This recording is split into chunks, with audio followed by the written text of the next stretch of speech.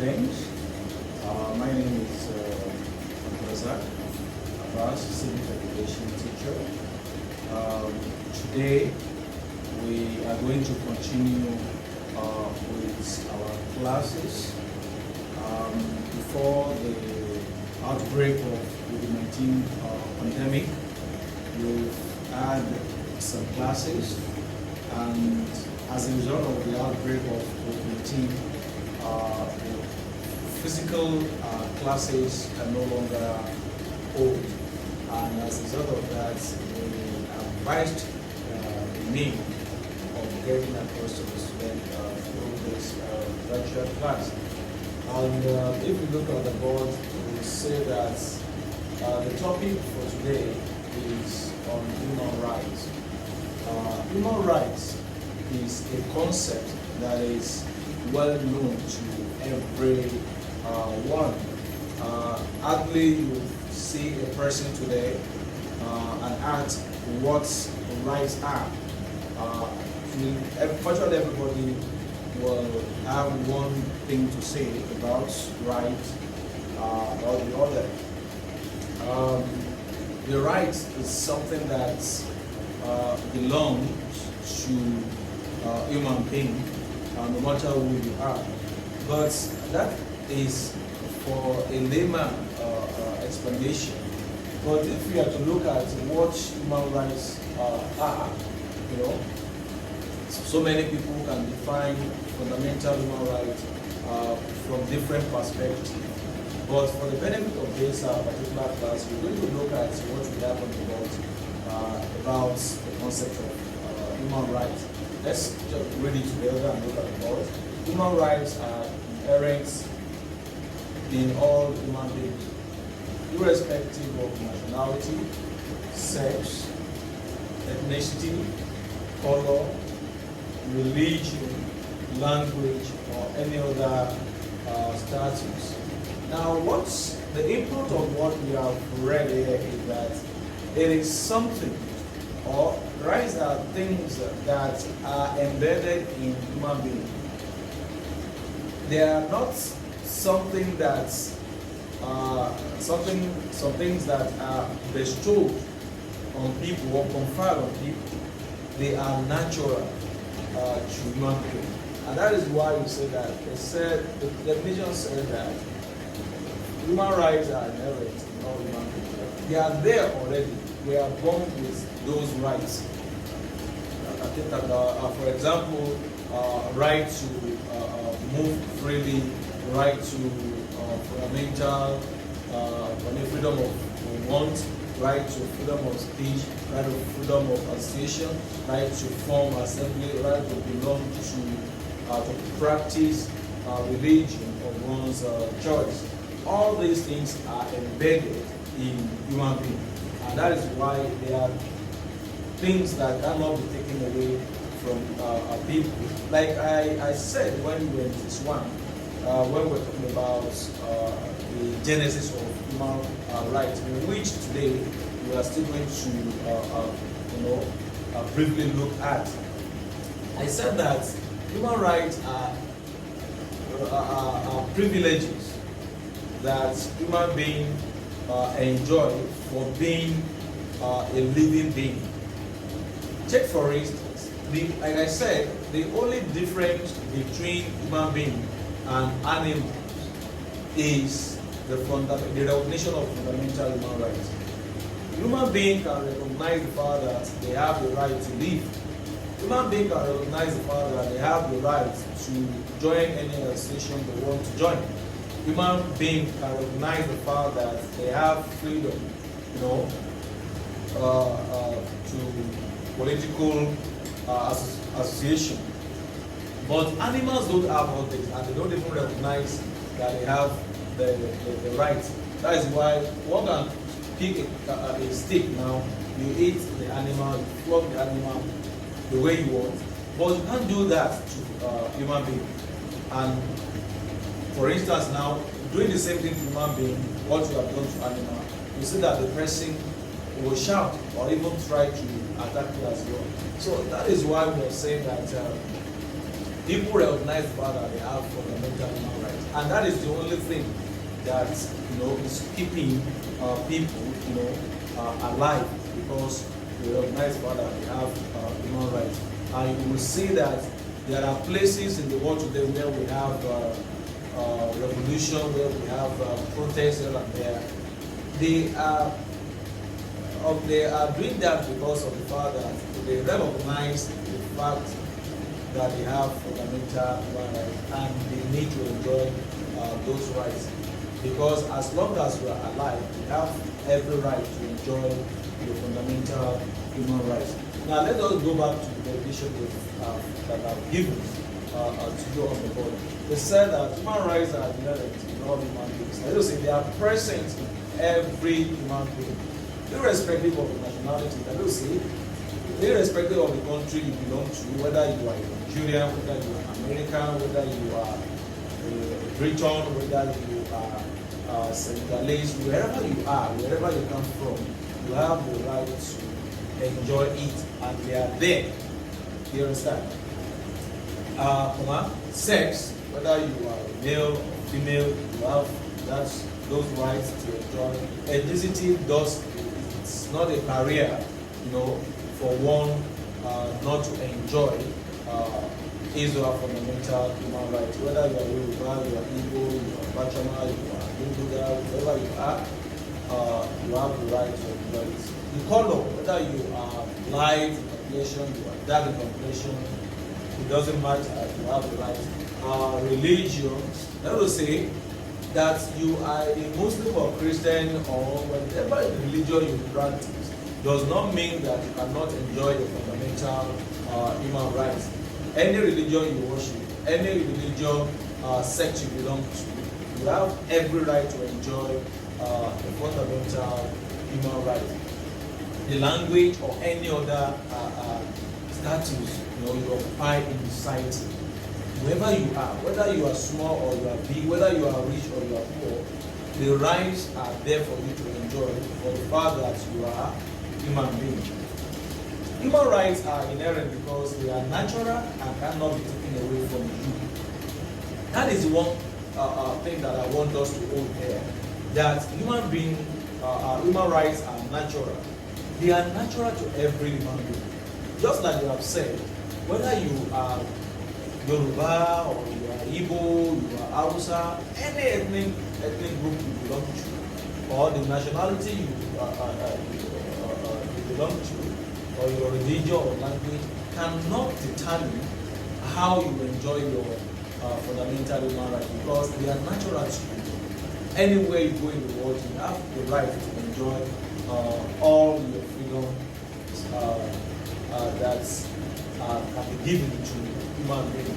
So that they are natural to human beings cannot be taken away, meaning that no one can take away the rights that you have.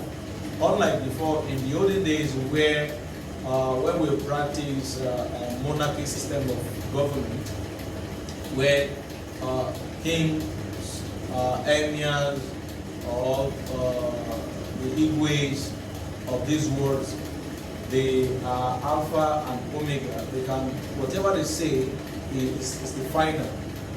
They play the role of executive, the role of legislature. They also play the role of judiciary at the same time. But like I said, during that time, whatever they say, if a king doesn't like you, he doesn't like you, and he can decide to do whatever he likes, at that particular person he doesn't like. But the situation is not the same in this 21st century, because we practice democracy now. The law is there, the constitution is there, that protects every human being. Whatever you are, wherever you whatever the group you belong to, you have that sanctity of enjoying your fundamental human rights, because your rights are protected. They are guaranteed by the constitution of the land. That is why it is not possible for a president today to say that he wants to take over your property or he wants to take over your life, because you have the right to live, You have the right to belong to any religion you want to. And that is why you see that people have the freedom today to belong to any religious sect they want to, as long as that the tenet and the principle of that particular sect or religious sect is not in contrary to the law of the land, or it doesn't pose threats to the security and the lives of the people of that particular country. So everybody can enjoy his or her fundamental human right, as long as one can operate within the confine of the law of the land. Just like I said in our previous class when you were in this one, I said in the olden days, somebody a king or probably somebody, a rich man can just come up or wake up in the early in the morning and declares that what he wants this morning is, I want one of my slaves, to carry me to the party or to the market or whatever he or she wants to go. And so shall it be. It's going to be final. And that slave or that person cannot say no. But these days, you cannot do that, because the fundamental human right is there and is guaranteed, by the Constitution. That is why we say that it is natural and no one can take it away from you. That is why today, when somebody tries to trample upon your fundamental human right, the courts are there. One can approach the court, and you can seek redress from there, and your fundamental human rights will be protected. And just like I said, that the genesis of this concept came into being, or the fundamental human right itself came into being after the Second World War, and as a result of what happened during that war, where many lives were lost and people were killed by the Nazi regime of Adolf Hitler. And immediately after that particular World War II, the nations of the world came together and formed United Nations, and there they declared exactly on December 10, 1948, they declared Universal Declaration of Human Rights. That is to say, all the member countries that came together, I think then they were 48 number, they all came together and their decisions to protect the fundamental human right of people, those decisions were ratified, that each member country should go and, as a matter of fact, include the fundamental human right in the Constitution, so that such rights will be guaranteed and protected, and it will be recognized everywhere. That is why you say that if you are a black person, you can go to America and live there, you can go to Europe and live there, you can go to anywhere in the world and live there without any form of harassment or intimidation. Because these human rights we're talking about are universal. Anywhere you go in the world, you can enjoy your life there. You are free to live anywhere in the world, as long as you operate within the confine of the law of that land. So today, like I said, what we are looking at is the meaning of the concept of human rights. And the takeaway you can take, the point you can take from here is we've talked about the meaning of human rights. We've also talked about universality, which happens to be universality of human rights, meaning that it is universal. Anywhere you go in the world, you can enjoy it. We also talk about human rights being natural to every human being.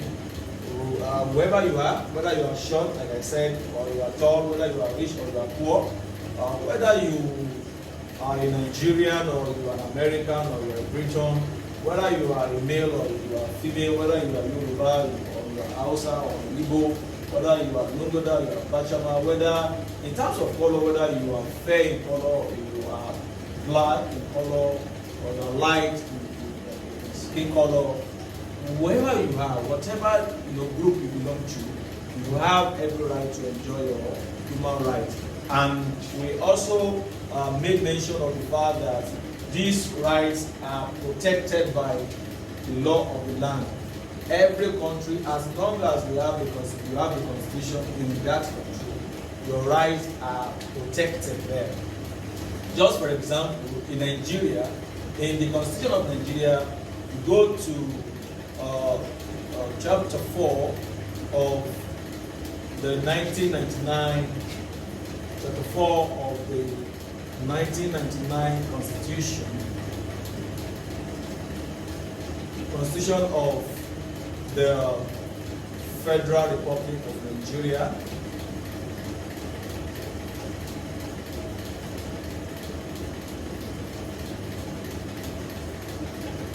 You are going to find all the fundamental human rights well written out, well spelled out there.